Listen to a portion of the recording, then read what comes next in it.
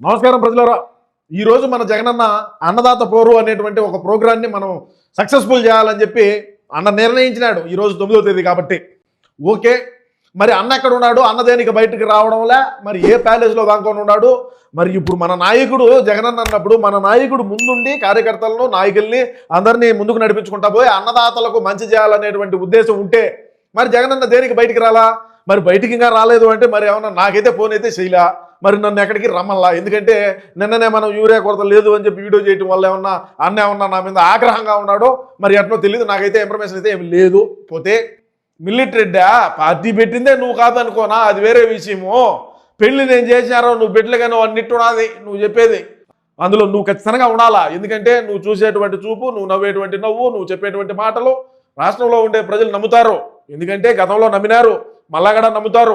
2029లోనో 39లోనో మనం గెలిపించారు, మనం ప్రధానమంత్రి కావాలా. మన వాళ్ళు ఇంకా ప్రెస్ మీట్లకు సిద్ధంగా అంటారు.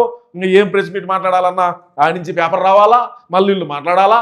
ఎవడికైనా ఓడి బతికి ఓడు మాజీ మంత్రిరా, ఓడు ఒక ఎమ్మెల్సీనా, ఓడు ఒక డెకాయిటా బఫూనా అనేది పక్కన పెడితే ఎవరైనా సరే పేపర్ రావాలా, మాట్లాడాలా.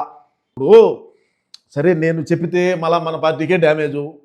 సరే నేను ఏమో చెప్పాలని అనుకుంటా, మరి అది మనకు మంచి కావచ్చు చెడ్డ కావచ్చు. సరే ఎందుకులేనా, నువ్వు ఏడన్నా ఉన్నావో ఏమో, నేనేమో ట్రా చేశాను, మీరు ఆడండి రా, నేను పోయి కూర్చుంటాను, నేను చూస్తూ ఉంటాను అన్నిట్టున్నది.